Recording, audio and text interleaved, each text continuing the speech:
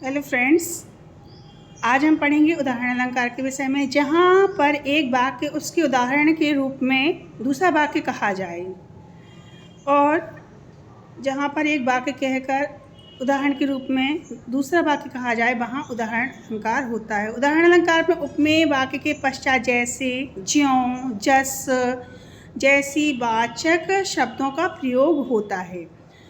यह उदाहरण अलंकार की पहचान भी है।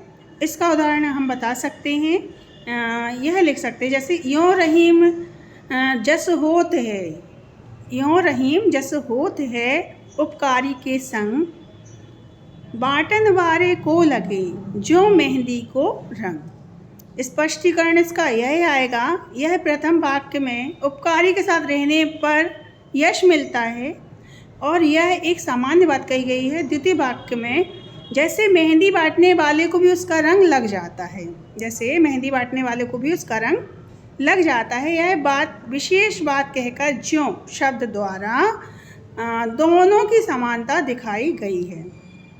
अतः यहाँ उदाहरण अलंकार विद्यमान है।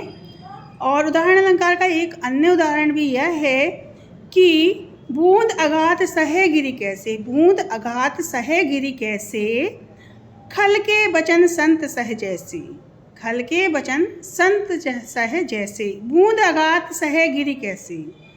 कहने का आशय यह है कि पर्वत पर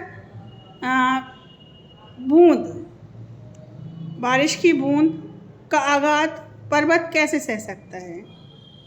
क्या सह सकता है? नहीं सह सकता, उस पर कोई असर ही नहीं पड़ेगा।